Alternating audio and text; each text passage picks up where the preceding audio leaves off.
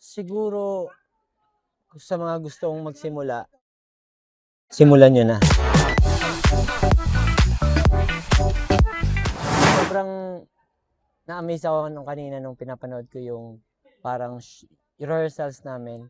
And then, kumbaga, kung paano ko, at sa totoo lang kasi hinahangaan ko talaga si Reata. Matagal na panahon na malaking impact din siya sa pagsasayaw ko. And then, nung napanood ko yung mga pyesa niya, and then, yun, parang bumalik yung ano ko dati na nagsisimula ako kasi nilulook up ko talaga siya.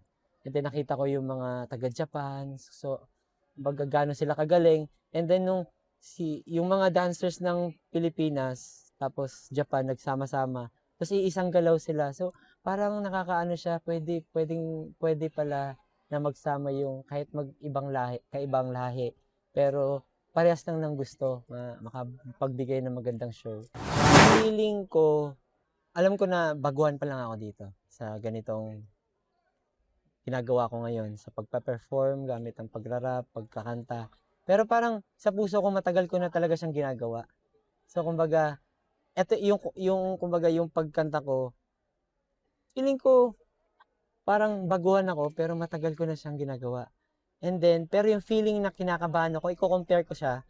Sa sayaw kasi, pag kinakabahan ako, nahahandle ko siya ng maayos. Pero sa pag-rap, di kaya pagpa-perform gamit ang microphone, talagang pag nagsishake yung voice mo, pag nagsishake yung paano ka nagsasalita, na ano siya, naririnig siya eh. Pero pag sa sayaw, baga iba din yung technique paano mo siya itago. Pero yun, yung baga, siguro parehas lang siya ng pakiramdam, pagsasayaw, tsaka pag-perform ng kanta, pagsusulat ng kanta. Kasi, na-realize ko lang din lately, kasi pag gumagawa ako ng sayaw, iniintindi ko talaga yung music. Para magkaroon ako ng idea, paano ako gumawa ng choreo.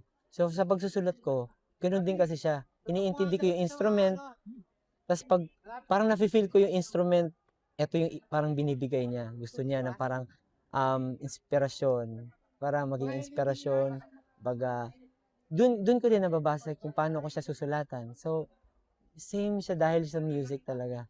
Kaya parang parehas lang sila. Siguro, sa mga gustong magsimula, simulan nyo na. Kasi kung lahat naman ng bagay, lahat ng nagtatagumpay, nagsisimula siya sa salitang gusto mo.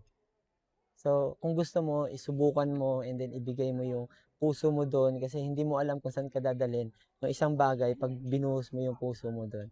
At saka normal lang na mapagod, normal lang na darating ang araw, bibisita sa utak mo na gusto mo mag-quit. Normal lang lahat yun kasi kumbaga lahat hindi madali. Pero kung may gusto kang marating, dapat willing ka to suffer.